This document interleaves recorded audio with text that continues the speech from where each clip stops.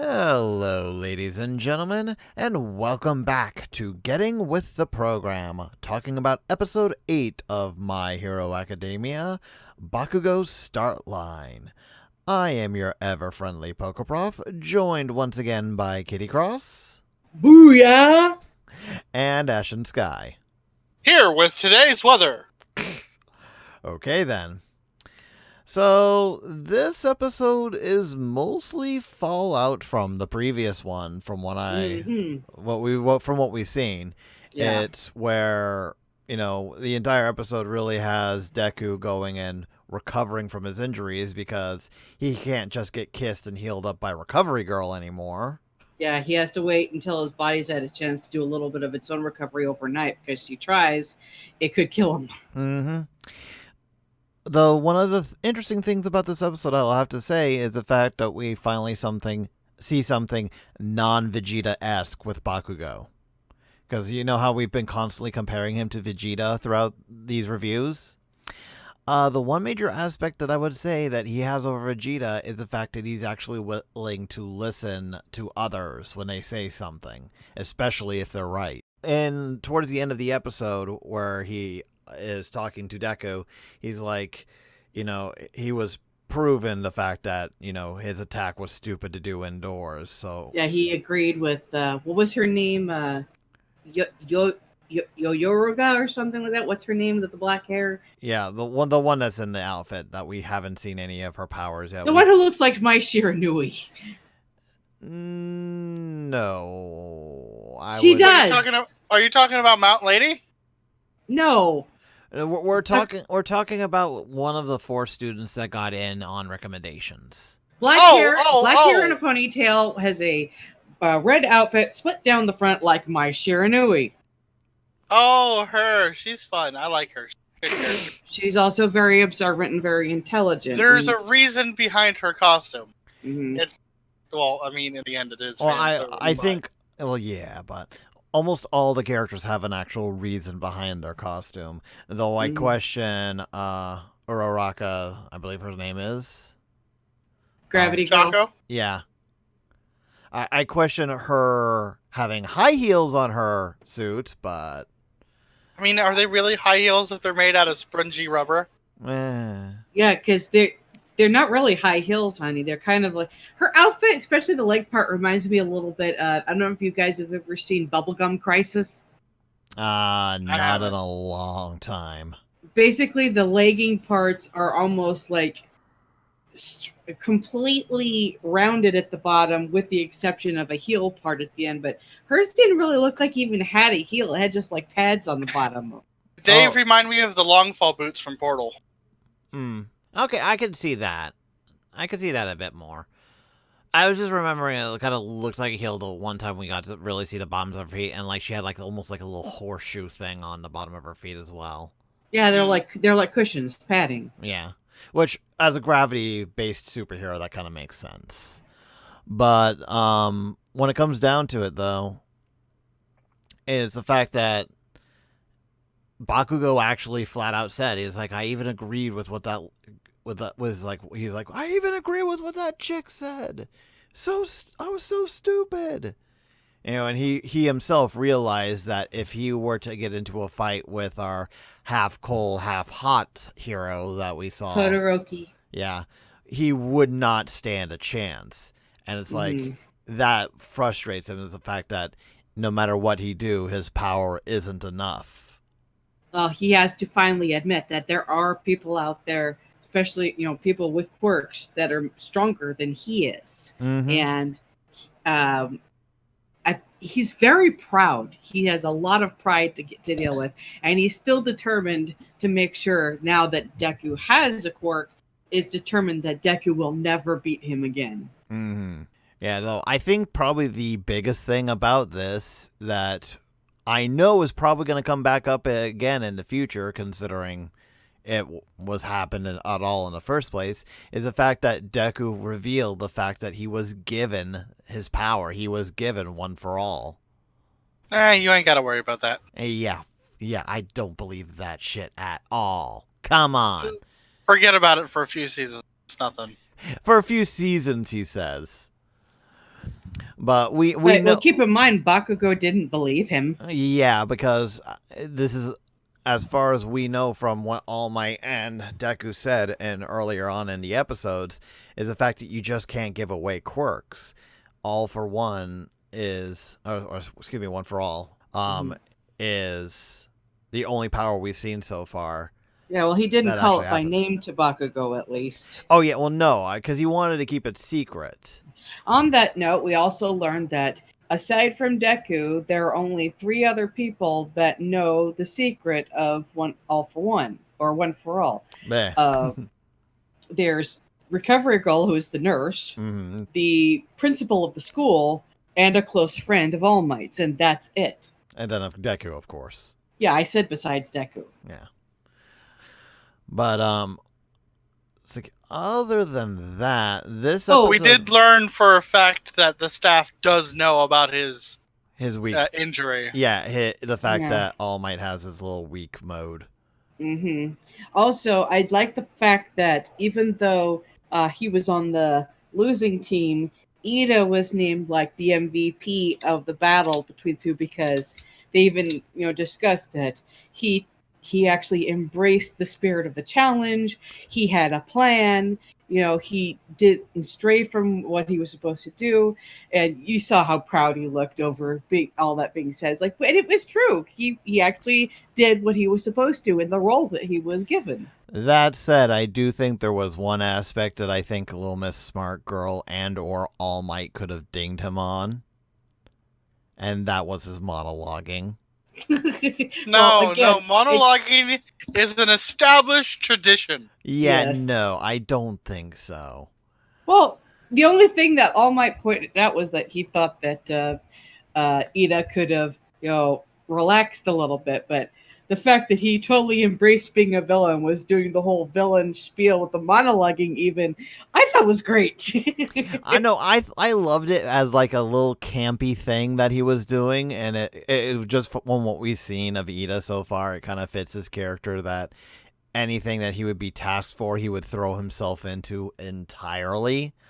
But it was still kind of silly, and it's like, if you were to be treated as a real villain, he wouldn't have to do that. I mean, that is kind of the stuff that you would see on a Saturday morning cartoon. I know. It's like, I would expect him to be like acting like Skeletor or something like that at that point, just because of how silly he is. Or no, not even Skeletor. He would be freaking Dr. Claw from Inspector Gadget. I'll get you next time, Gadget. Next time. I'll get you next time, Gravity Girl. I'll get you next time, Deku. Mwahaha. Kind of thing. Oh my goodness. We also just got to see a little bit more of Bakugo's just like history and why he is the way he is. Especially towards Deku. Mm-hmm. It's not entirely his fault. He is a vicious product of his environment, because they just lavish the attention on him. Everybody was like, "Oh my gosh, your quirk is so amazing! You're the best! You're incredible!" They since he fed was a that kid. monster. Yeah, They did. And when Deku showed him a little bit of sympathy, trying to help him up as a kid, he took that as offensive. That is a very Vegeta aspect. It's where he's like, I don't need your pity. I don't want your pity. And if you're going to give me your pity, I'm going to shove it back down your throat kind of character. I am the prince of all firecrackers. Pretty much. Pretty much. He is very much focused on making sure of the fact that he is the one in charge. He is the leader. He is determined to honcho. be the best and richest hero ever. Yeah. Like That's no what he one ever said. was. To the point where it's like, even at the very end of the episode when All Might's coming in to help out and say, hey, don't get too down on yourself and all this stuff, he literally shrugs off All Might to the point where it says, I'm going to get to where I want to get. I'm going to go and be the richest. I'm going to be the better hero than you are. And I'm going to do it without your help. Exactly. And you could see the fact that All Might is a little confused, if not hurt by that, because he's like, it's All Might is over the top because, that's the persona he's crafted for everyone else to see. But you can tell that, even though this is like, the second day of school for the students, He really gives a care about the kids, and he wants all of them to succeed. You know, it's actually something I believe you pointed out, Sky, if not in these reviews, but then when we were just talking about the show in general, is the fact that, you know, whereas we have Deku, who is such a huge fanboy for All Might, we see All Might becoming a huge fanboy for Deku. Yeah, where it's like Deku, when did you get so cool? And you can see that if, especially in the case of Bakugo, and I would think all the kids for Class 1A, it's like, if they let All Might, he'll become as big of a fan of them as they are of him. Easily. Oh, yeah. And I think that's really cool because you don't really see that with a lot of heroes, to where it's like you don't see these characters who are essentially Superman going and fanboying over, you know, younger kid characters. It's just not normally done. I think that's part of what makes him such a good teacher. Yeah. Mm-hmm. Definitely. It's going to make him definitely interesting to see a little bit more as we continue on with the show. Yeah. Mm-hmm. Anything else we want to cover before we end it off today? We got our first glimpses of the villains. Oh yes. I completely forgot about that. Yeah, at the end of the frickin' credits, Mr. Many Hands. Yeah, occasionally they will have a little hint of like just something special. It's like, I think one of the first ones was showing off the fact that Deku's mom was so proud of him. But this time around, this was actually a little bit story-based because it actually shows like a villain's bar. And they were basically saying, hey, All Might is a teacher at the school now. What do you think the world's going to think of when we go and kill him? And we've got... Someone's fucking cocky. Yeah. It's like, I'm almost willing to bet, just by the way he was commenting on the fact, that one of the villains in there is probably the villain that caused All Might's situation in the first place. It's like he's the one that injured All Might to the point where All Might only can stay in that form for X amount of hours. I don't know. It's a possibility. I honestly do not think a villain would have that much of a grudge against All Might as what we've seen so far by this character in that one scene. It feels kind of like it would be something like that. But even if I'm wrong, we still got at least 3 visible villains who are really going to be like, what the hell is their thing? We've got the Many Hands man, who seems to be at least like the leader so far.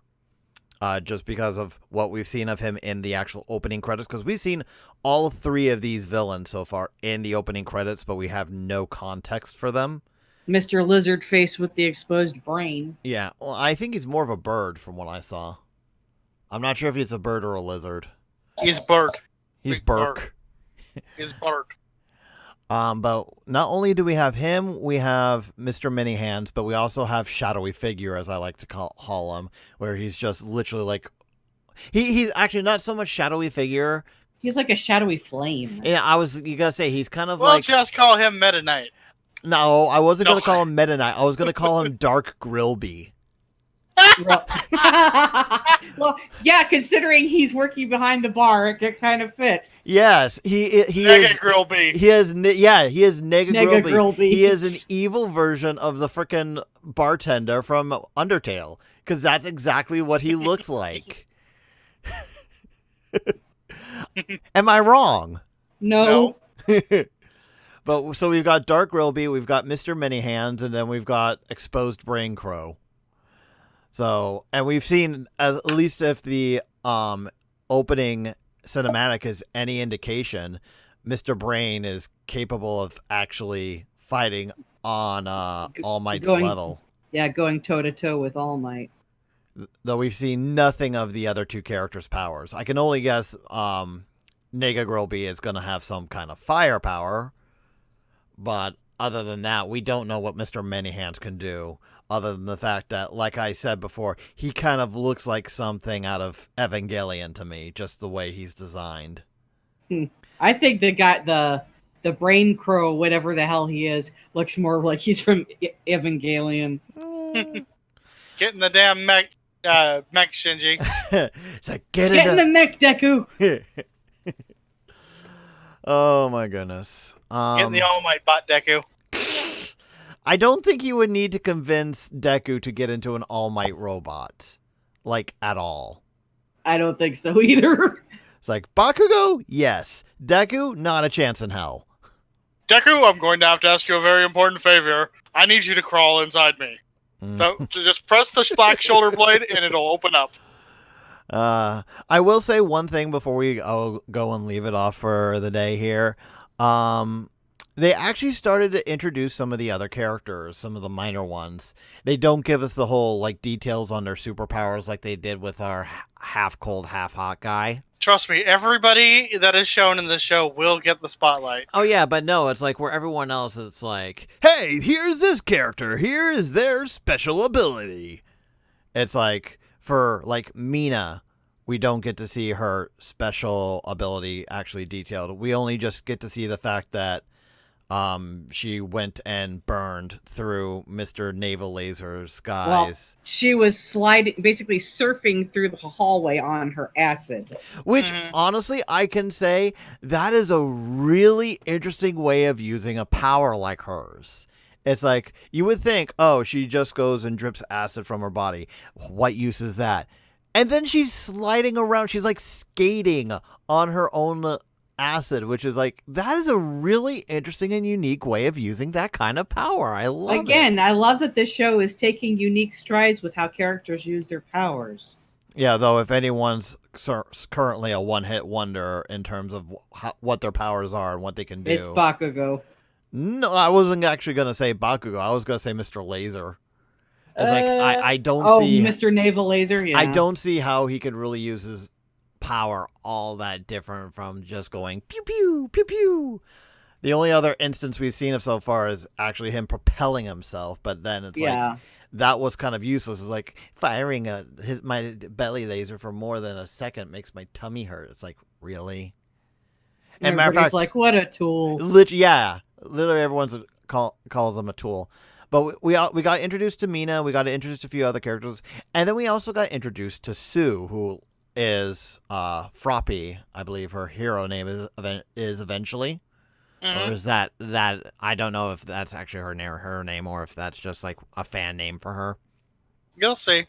But it's like I am solely invested in this character in Little Miss Frog Girl simply because of the amount of stuff I have seen her in outside of this show, because she is the character I've been exposed to the absolute most when it comes to this show before actually sitting down and watching it.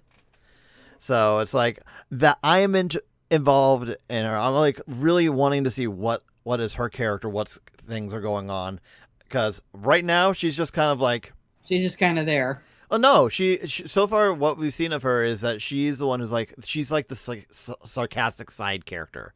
She's like goes and points out, like, isn't this kind of dangerous and stuff like that. She has the sass. Yeah, but I'm really interested in seeing her being used a little bit more.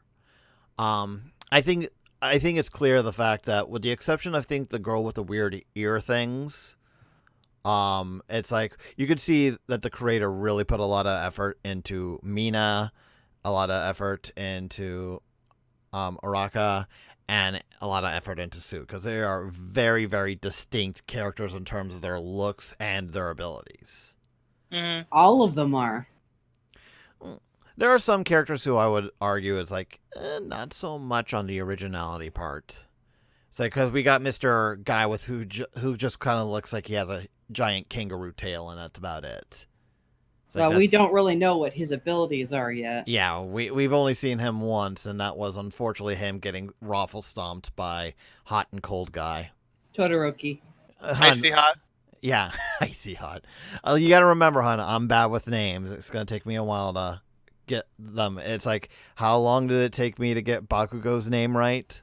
It's like 4 episodes. Yeah, 4 or 5 episodes at the very least. The major reason I know Todoroki's name is because my nephew is a big fan of that character. That would make sense. He dressed up as him for Halloween last year. He also gets paired with Deku a lot. Todoroki? Yeah. I'm not surprised. He feels like... Let me put it this way. It's like, if Deku's the Goku and Bakugo is the Vegeta... Just from what I've seen of Todoroki so far, he's the Piccolo. That's just my assumption of the 5 minutes of screen time we've really seen him with. He feels very much like a Piccolo style character. It's like where Vegeta and Goku are like whipping out their dicks saying, "Oh hey, who's better? I'm better. I'm better. I'm better." Piccolo's also says like, "Can you guys put those away and get serious for once?" That just what I've seen of him from this last episode. That kind of what I got from him. He might have a bit of a deeper backstory as we move on, but we'll have to see. Mm-hmm. Other than that, I can't think of much more to talk about for this episode. No, this was a good one, though. I'm really curious to see how much more we have to go, because believe it or not, after this episode, we only have 5 more left in this season, and then we're done with season 1. And then we get to the good stuff. And then we get to the good stuff. We're not at the good stuff already? This has been really good. Yeah, but it's not the good stuff. Okay, then, if you say so. Just curious. I'm morbidly curious before we end this off. You guys have heard me speak. I'm going to ask this mostly to Sky because Sky's actually seen the series. You've heard me speak of the fact that I got spoiled on a tournament fight in this series. At least a little bit. Is that in this season or is it in a future season? That's season 2. Season 2? Okay, so at least I didn't get spoiled too far ahead. And I don't even remember... That is the festival. Right. And I don't even remember who wins in the tournament or whatnot or anything. I just know there's a tournament and I know the characters fight in it. And I know they kind of turn what you would expect from a tournament on its head. So I was just curious if we were going to see it this season or next season. Nope, I think that's early next season. Early next season. Good to know. Because it might be a while before we get to it. Because after we finish this, I think we're going to be... we might hit something else. Maybe go back to Ruby. Well, I was fully expecting us to be bouncing back and forth between this and Ruby, hon. Which is interesting considering you mentioned there's a tournament next season, and in the current volume of Ruby, we're going to get to start. There's a tournament they're prepping for. Okay, cool. Well, then, what I was planning on doing, because just so you people know, at home, we're actually recording this in batches. Getting a whole bunch of them together before we start uploading them.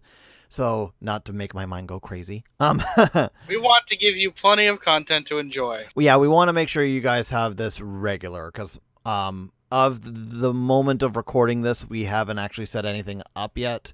But my current plan is to try and do at least, 4 episodes a week. And going back and forth was one will be Ruby, one will be My Hero. And we'll go back and forth until we finish one and then we move on to the next season. So I'm not sure. Basically, you're seeing the planning process as we go through this. I'm not sure if we're going to go ahead and jump to another series. So we have 3 series going on, or if we're going to just continue hitting out both Ruby and My Hero until we're finished with them and then move on to the next. That's still up in the air. Sure. No. I'm not sure if we're going to do JoJo. Like I said, the next show I really want us to hit, whether or not we hit it now or we hit it after Ruby / My Hero, is I want to hit Gravity Falls. Gravity Falls. Oh, yes. I want you to see Gravity Falls, Kitty. I know you do. Because of that show, she's the one who hasn't seen it, so I'm really giddy excited. I want her to see it. But now that you've gone and learned the horrors of YouTube video producing that I am doing, I think that's about it. There's nothing else I can really think of. Me either. Onwards to adventure. All right, so we'll go ahead and end this this episode now. We'll go ahead and see you guys for the next one. But until then, stay frosty. Later, peeps. Have a good one. Hello, ladies and gentlemen. It's your ever-friendly Pokeprof, and I wanted to thank you for watching yet another episode of Getting With the Program. If you got any suggestions on how to make the show better, or you're just wanting to say hi, leave a comment below. If you also like and subscribe, that will definitely help us out on the channel. Also be sure to check out the upcoming episode of Fascinating Fiction, a solo series in which I'm wanting to do a little bit more scripted content. You can also follow both me and Kitty, and I believe also Sky as well, on social media, mostly Twitter, and as well as when we stream on Sundays, Tuesdays, and Thursdays over on Twitch, where we mostly just play games that I've never played before and goof around. Hope to see you guys there, but until then, stay frosty.